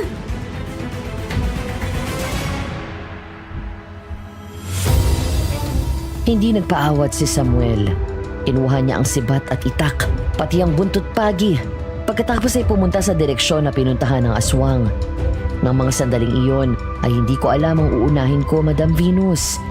Ayokong iwan mag-isa doon si Lolo Goryo, pero nag-aalala rin ako kay Samuel. Kaya naman laking pasasalamat ko nang magdatingan ang mga tauhan nila sa farm. Tumawag kayo ng pulis at ambulansya! Bilis! Sabihin niyo, aswang ang pumatay kay Lolo. Susundan ko si Samuel. Dali akong tumakbo at sinundan ang daan na tinungo ni Samuel. Hindi ko alam kung saan ang punta ko. Madalim sa kakahuyan at hindi ko kabisado iyon, pero hindi ko na naisip yon. Dahil ang tanging gusto ko ay makita si Samuel at siguraduhin na ligtas ito. Maya-maya ay may narinig akong malakas na angil ng aswang. Lumapit ka sa akin, demonyo ka! Hindi ako natatakot sa'yo! Kung noon, nakaligtas ka, ngayon sisigurduhin ko nang mamamatay ka! Samuel! Panginoon, iligtas at gabayan niyo po si Samuel.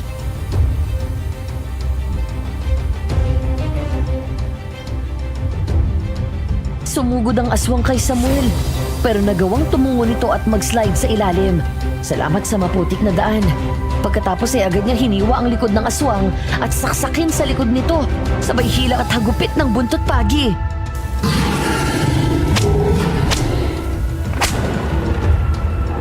Pero nang makabawi ang aswang, bigla itong sumugod kay Samuel sa pamamagitan ng mataalas nitong mga kuko. Sa bawat pagsugod nito ay inaabot nito si Samuel at pinagtatangka ang kalmutin si Samuel na mabilis namang nakakaatras. Nang masukol si Samuel sa puno, doon siya sinakal ng aswang ng mariin sa leeg.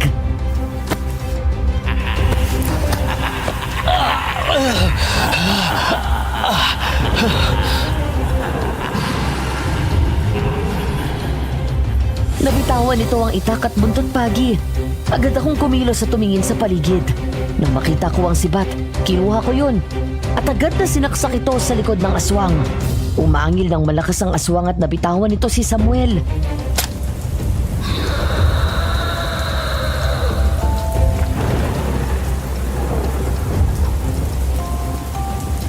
Loren! Takbo! Tumakbo ka na! Naabot ng aswang ang sibat at nagawa nitong alisin iyon. Napaatras ako at agad tumakbo palayo. Sumigaw ako ng malakas nang makitang ako na ang hinahabol nito. Dahil sa maputik at mabatong daan, idagdag pa ang dilim ng paligid at lakas ng buhos ng ulan. Naging mabagal ang takbo at palagi akong nadadapa.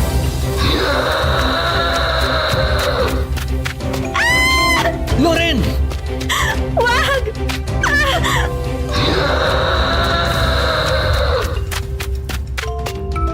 Nanlaki ang mga mata ko nang makitang malapit na sa akin ang aswang. Nahablot ako nito sa batok at inangat sa lupa. Pagkatapos ay hinagis at tumama ako sa katawan ng puno.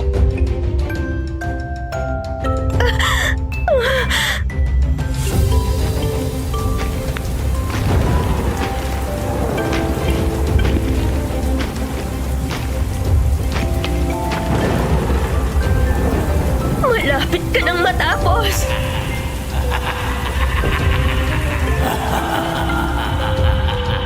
Kinablot ako ng aswang at inangat sa lupa. Umaangil ito ng malakas at binuka ang bibig. Akma na akong kakagatin ito nang mula sa likod ay sumaksak dito. Mula likod ay tumagos hanggang harap ang talim ng itak ni Samuel.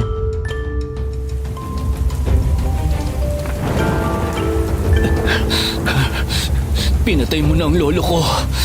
Hindi ko hahayaan na pati si Loren masaktan mo uli. Demonyo ka! Ah! Bumalik ka na sa impyernong pinanggalingan mo! Mula likod ay tumagos hanggang harap ang talim ng itak ni Samuel. Nabitawan ako ng aswang at nahulog. Mabilis akong tumayo at lumayo mula dito. Mas lalong diniin ni Samuel ang itak sa katawan ng aswang. Pagkatapos ay sinipa ito. Agad niya akong nalapitan at tinakap hanggang sa...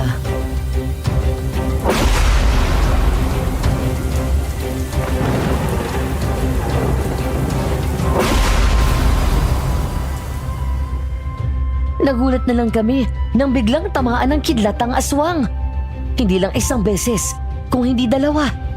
Sa isang iglap ay tuluyang namatay ang aswang. Pagod na pagod kaming napaupo sa lupa. Mahigpit kong niyakap si Samuel at maya-maya ay nagdatingan ng mga tauhan nila sa farm kasama ang mga pulis.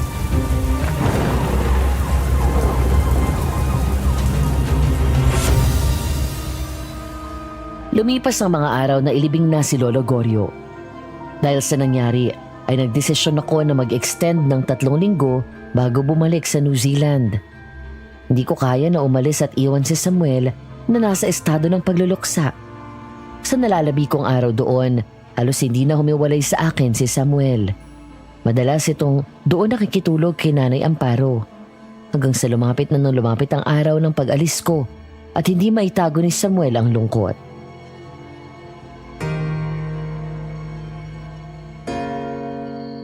Matulog ka na dun sa sofa. 5:00 na ng madaling araw, oh. Pwede ba tayo magtabi? Sige na. Aalis ka na eh. Siniswerte ka? Baka pagalitan ka ni nanay. Saka makalungkot ka naman. Sasama ka pa sa akin sa Manila ng 1 week. Hahatid mo pa ako sa airport. Dito ka na lang. Gusto ko rin yun. Kaya lang hindi naman kasi ganun kadali yun eh. Marami akong kailangan isettle doon sa New Zealand. Susunod ako sa'yo doon. Gaya ng ipinangako ko sa'yo. Magugulat ka na lang. Nandun na ako sa harap ng pinto ng bahay mo. At paano mo gagawin yon? Secret. Kapag gusto, maraming paraan. Basta, susurpresahin na lang kita. Oo siya, sige na, matulog na tayo. Tabi tayo. Pinayagan naman ako ni nanay na matulog doon sa kwarto mo. Nung may sakit ka eh. Iba yon. Sa Manila na lang, tabi tayo matulog. Talaga? Shh!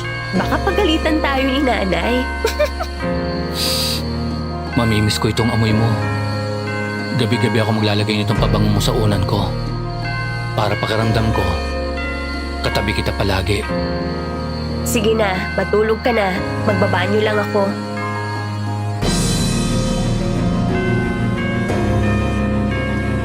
Tatayo na lang ako nang pigilan ako ni Samuel.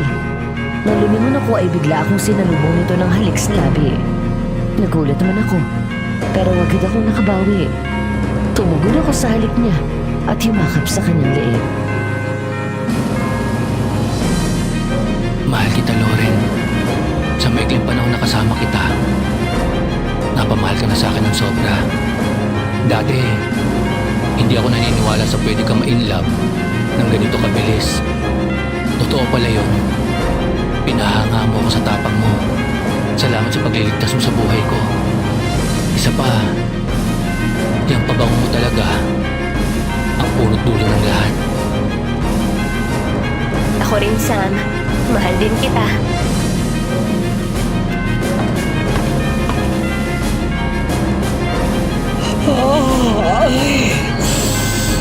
Oo.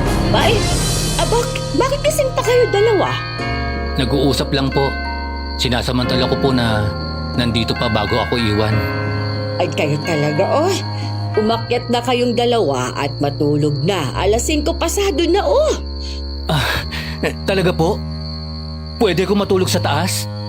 Ay, sus! Kayo naman hindi na mga teenager. Nahiya pa kayo. Nga pala, may hindi pa ako sinasabi sa inyo. Nangako kasi ako sa kanya na hindi muna sasabihin sa inyo. Ano yun?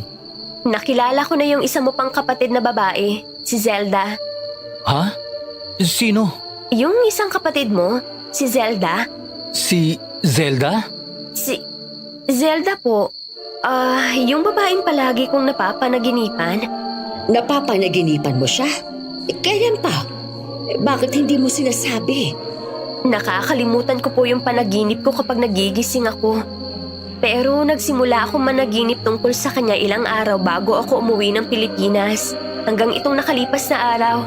Lagi niya sinasabi na naghihintay daw siya sa pagdating ko. Nakausap ko siya dyan sa may balon few weeks ago tapos sabi niya pa na, Loren, makinig ka sa akin. bakit? May problema ba? Hindi mo pwedeng makausap si Zelda. Bakit naman? Nung kailan lang nga. Matagal nang patay si Zelda. Ha? Namatay siya sa balon na yon. Nahulog siya at nalunod. Yan ang dahilan kaya sinasabihan kita noon na huwag kang lalapit doon. Dahil may mga usapan na nagpapakita siya sa sino man na dumadaan dyan malapit sa balon. Patay na siya. Kung ganun, multo yung nakausap ko. Anong sinasabi sa'yo ni Zelda? Yun nga, lagi daw siyang naghihintay sa akin. Lagi daw niya akong nakikita sa mga pictures ni nanay. Tapos, palagi siyang nanghihingi ng tulong. May isa pa akong naaalala sa panaginip ko. Bolang apoy. Una ko palaging nakikita ang bolang apoy tapos maya-maya, makikita ko si Zelda. Bolang apoy? Sandali. Ano nga bang ibig sabihin kapag may bolang apoy? San Telmo. Ang sabi ni Lolo noon, kapag may San Telmo daw, ang ibig sabihin may kaluluwa na hindi matahimik. Ibig sabihin, hindi matahimik si Zelda. Hindi ba't sabi sa investigasyon na aksidente ang pagkamatay na? Opo, yun ang sabi ng mga pulis. Dahil may nakitang tama sa likod ng ulo niya. Ibig sabihin, nauntog muna siya sa gilid ng bibig ng balon bago nahulog. Ano kayang ibig sabihin nun? Aalamin ko po. Ang mabuti pa, magpahinga na tayo. Una ka na sa taas, punta lang ako sa CR. Ako'y babalik pa sa pagtulog at inaantok pa ako.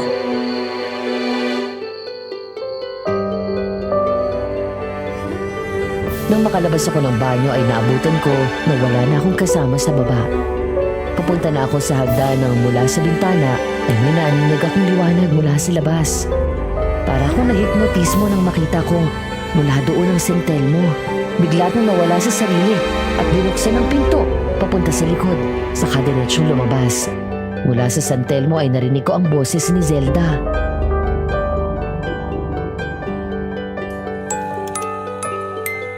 Tulungan mo ako, Loren. Dumating na ang takdang oras. Kailangan kita. Nang makarating ako malapit sa balon, ay saka nawala ang San Telmo. Tumingin ako sa paligid, pero wala doon si Zelda. Nang tumingala ako sa langit, ay malapit nang pumutok ang liwanag. Hanggang sa isang babae ang lumabas mula sa isang puno.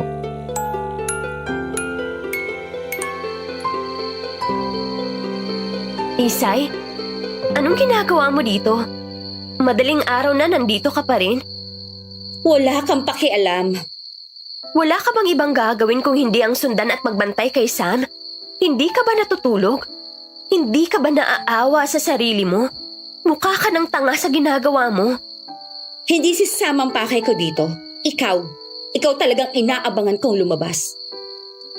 Kung ganon, anong kailangan mo? Paano mo nakilala si Zelda? 3 taon na siyang patay at kahit kailan hindi na binanggit pa ni Samuel ang tungkol sa kanya. Nagpapakita siya sa akin pati sa panaginip. Hindi ako naniniwala sa'yo. Patay na yon. Paano pa magpapakita? Siguro talagang may alam ka sa nangyari noon. Nagsasabi ako ng totoo. Wala akong alam sa nangyari.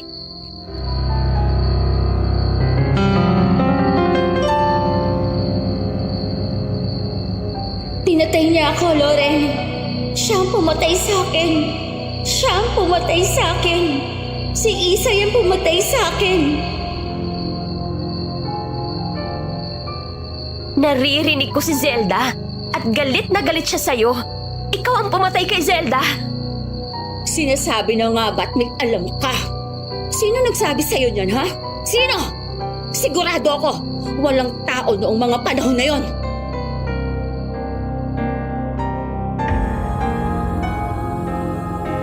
Bigla akong napaliyad at huminga ng malalim nang may maramdaman akong pumasok sa katawan ko na malamig na hangin.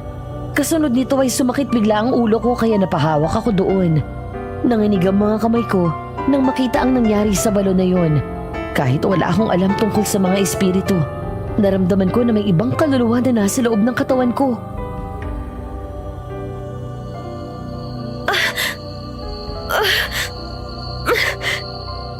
Zelda! Tulungan mo akong makamit ang katarungan, Ate Loren. Gusto ko na magpahinga dahil hindi ako matahimik. Ikaw ang pumatay kay Zelda, Isay. Dahil pakialamera siya. Sa simula pa lang alam ko nang ayaw niya sa akin para sa kuya niya. Kasalanan niyang lahat dahil kung hindi siya nangahas pumunta sa bahay, hindi niya makikita ang lihim ng pamilya ko. Naaswang ang pamilya mo. Kahit ikaw ay isang aswang. Ang buong pamilya mong pumatay sa mga tao at naghasik ng lagim sa bayan na to. Nagkasagupa noon si Samuel at tatay mo, di ba? Paano mo nalaman pati yan? Dahil narito si Zelda. Nasa loob ko siya at pinakita niya sa akin ang lahat ng alam niya. Nakita ni Zelda ang totoong pagkatao ng angkan mo. Nang minsan ay kinumpronta ka niya tungkol sa nalaman niya. Nagkaroon kayo ng matinding pagtatalo dito. Nagkasabunutan kayo hanggang sa tinulak mo si Zelda at natisod siya sa bibig ng balon. Tumama ang ulo niya sa kabila at nahulog. Sa halip na tulungan mo siya, hinayaan mong malunod ang kapatid ni Samuel. Intensyon mo talaga na patayin siya dahil tinakpan mo pa ang balon para walang makarinig sa sigaw niya. Hindi totoo yan! Hindi! Yun ang totoo, Isay. Ikaw ang pumatay sa akin. Ikaw! Hindi. Hindi ikaw si Zelda. Wala na siya. Patay na siya. Wala na. Anong nangyari ha, Isay? Sino ang aswang na pumatay kay Lolo Goryo? Total, mamamatay ka na rin naman ngayon. Sige, sasagutin ko yung tanong mo. Ang tatay ko. Ang buong akala nila ay napatay nila ang tatay ko pero nagawa ko siyang buhayin. Inalagaan ko si tatay para maipaghiganti ang buong angkan namin dahil pinatay sila ni Lolo Goryo at Samuel. Ako ang nilagay nilang pain ng pamilya ko para paibigin si Samuel at patayin siya. Pero kabaligtaran ang nangyari. Ako ang umibig ng labis sa kanya na hindi ko nagawang tuparin ang utos ng pamilya ko. Pero dahil sa iyong babae ka, tuluyan ng pinatay ni Samuel ang tatay ko. Dahil pinatay niya si Lolo Goryo. Dapat lang yun sa kanya. Buhay ang kinuha niya kaya buhay din ang kabayaran. Ngayon, ikaw naman ang papatayin ko. Lahat ng babaeng dumikit kay Samuel, lahat pinapatay ko sa pamilya ko. Ngayon, ako mismo ang papatay sa'yo.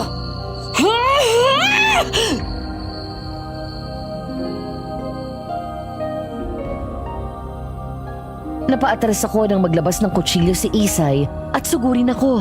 Pero bago pa siya makalapit sa akin, Mula sa likod ng puno ay biglang lumabas si Samuel at hinawakan sa braso si Isay. Gulat na gulat ito. Kinuha ni Samuel ang kutsilyo at inagaw sa kanya, sabay tapon nito sa malayo.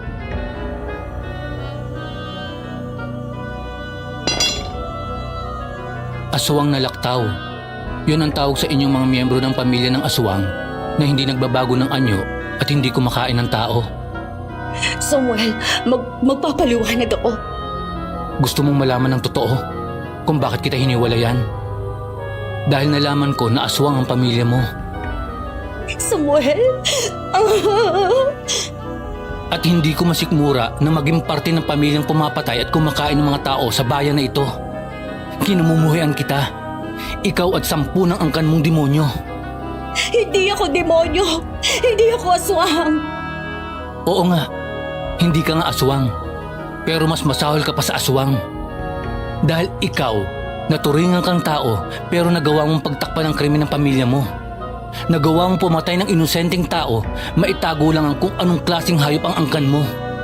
Huwag kang makikinig sa kanya. Pinatay niyo na ang kapatid at lolo ko. Hindi ko hahayaan na pati ang babaeng mahal ko, kunin mo rin sa akin. Sisiguraduhin ko na mabubulok ka sa kulungan. Matapos yun ay kinuha ni Samuel ang nakasabit na kwintas sa leeg nito na nakatago sa loob ng damit. Pagkatapos ay dinikit iyon sa noo ko, saka umusal ng dasal na Latin at tinapik ang noo ko. Lumabas ka na sa katawan niya, Zelda. Magpahinga ka na. Nawalan ako ng balanse at muntik matumba nang may maramdaman akong malamig na hangin na lumabas sa katawan ko. Matapos yun ay bigla akong nahilo at agad na salo ni Samuel. Pinaupo niya ako sa ilalim ng puno at nilapitan si Isay. Agad itong umatras na umatras hanggang sa malapit sa balon. Sasama ka sa akin sa presinto. Hindi ako sasama sa'yo. Patayin mo na lang ako kaysa makulong.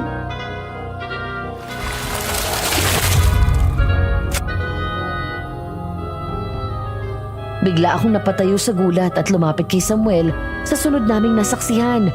Mula sa ilalim ng balon ay biglang umahon ang tila naaagnas na katawan ni Zelda at niyakap ang katawan ni Isay at sinama pabalik ng tubig.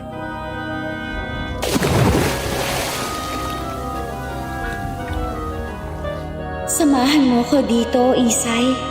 Gusto ko ng kalaro.